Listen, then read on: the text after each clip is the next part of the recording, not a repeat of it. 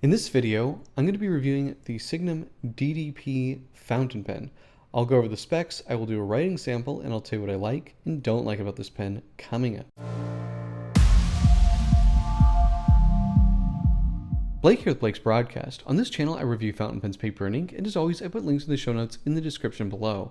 And if you haven't already, please hit that subscribe button, it really helps out my channel. Alright, let's get on with the review. This is the Signum DDP Doric fountain pen. Now, Signum is an Italian manufacturer, one that I wasn't really very familiar with. I don't know their exact history. I believe they lasted maybe 10 years, maybe a little longer than that. I believe they went out of business in the mid 2010s, but I'm not 100% sure on that. If you guys know more about this brand, please do let me know. I know they had their own factory in Veneto, Italy, which is the same region that Montegrappa is in, so it's up north, near Venice. And from what I can see here, this is a very good quality pen. I believe Richard Binder of richardpens.com used to carry this line, which is a pretty good endorsement for the quality of these pens. Now, talking about this pen in particular, this is called the DDP, which is the Divina Proportione, which is the golden ratio, which is what supposedly like the proportions of this pen are based off of. And I think maybe we have that with this, the cap to body ratio I think looks pretty good, but it's a little bit fat up here. It's not, in my opinion, the best looking pen. But talking about the pen, we have this light blue marble resin, which is actually quite a pretty material. All of the trim on this pen is solid sterling silver, and it's quite nice looking. We do have a piston filling system, which I believe is probably a captive converter, but I don't know that. If you guys know, please let me know. But the overall build and fit and finish of this pen is really good. Now, it does have some patina on it because I haven't really polished it, but it looks really nice. Now, Signum is Latin for line. Now, starting at the top, we have this very neat looking chariot wheel design, which is Signum's logo. It looks really nice. It's sort of cut out in a deep relief there. It looks really quite good. Now, this clip is a Doric, in the shape of a Doric column.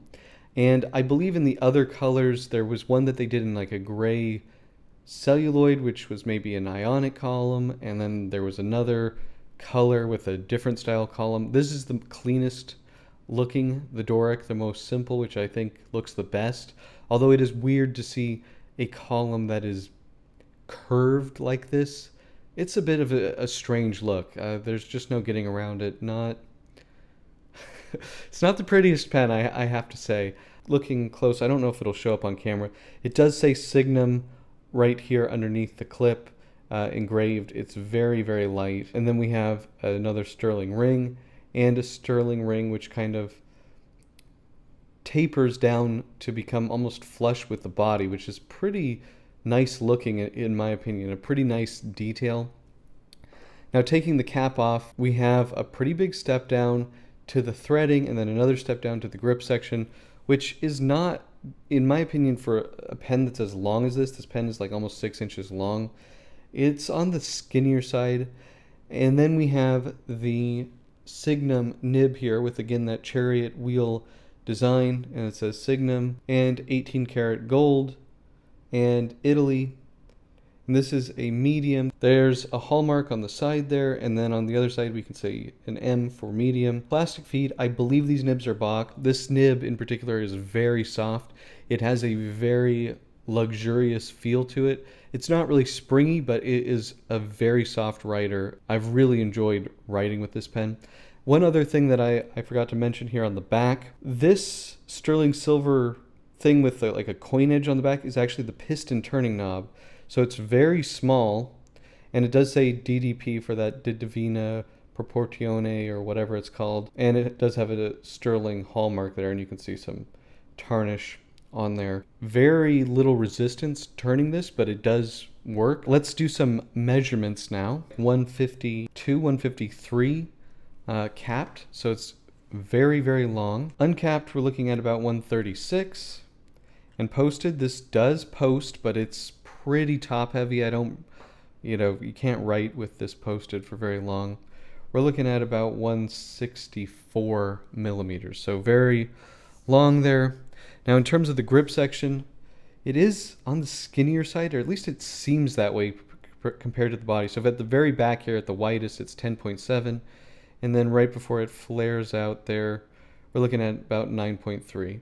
So it's really not that skinny, but I think just in comparison to the rest of the body, 14.4 wide is the widest on the barrel. So it is comfortable. I don't know, something about it, it does feel a little skinny to me, the grip section. Now in terms of the weight, 31 grams and 16.5 grams. So it's actually, quite light without the cap. It definitely doesn't feel cheap.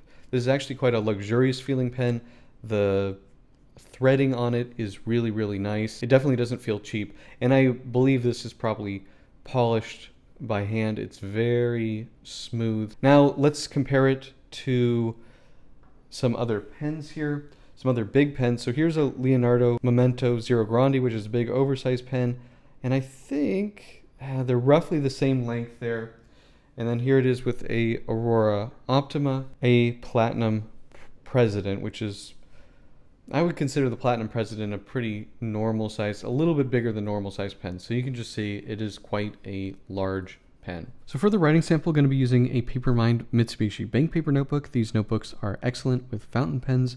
And for Blake's Broadcast viewers and subscribers, you can get 10% off with code BB10 at checkout. All right, this is the Signum DDP Ionic, and this is a medium, and this is Hiroshi Konpeki.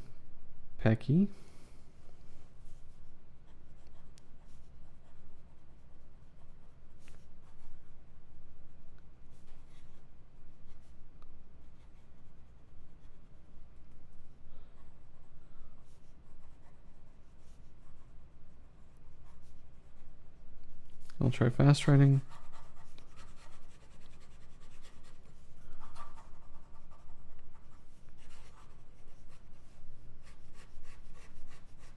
I think that was my doing, that skip there. Really nice. Performance of this is excellent. This reminds me of a late Omas nib when Omas was using Bach nibs, except this one has zero performance issues, which can't say about a lot of the Omas Bach nib. It's a very soft, luxurious nib to write with. In terms of line variation, there really can't get too much there, but you do get a feeling of softness that is pretty nice. Reverse writing, quite smooth actually. Feel like it's going to run out of ink, but it's doing it. Yeah, no, it can do reverse writing, and you get a significant difference in the line width there between the reverse and not. Really, really good performing pen. Super nice nib to write with. Okay, so what are my pros and cons for the Signum DDP fountain pen? Well, I really like the 18 karat gold nib. It is very soft, very luxurious to write with. The performance is excellent. I think the overall build quality and fit and finish of this pen is also excellent. So I really do like that. It's comfortable to use, unposted, and it doesn't really look like any other pen. So I like that kind of uniqueness to it. Now, the other thing I would say is used, I got this for a little under $100. This is a fantastic pen for that price. This is a brand that is just not well known, and I think the market for them just isn't there, so they go very cheaply. So if you wanted a affordable, really nice writing fountain pen, this is a pretty awesome option. Now in terms of cons, My biggest issue with this pen is honestly the looks. Now, even though it's supposed to have those, you know, the golden ratio is supposed to be part of the design of this pen,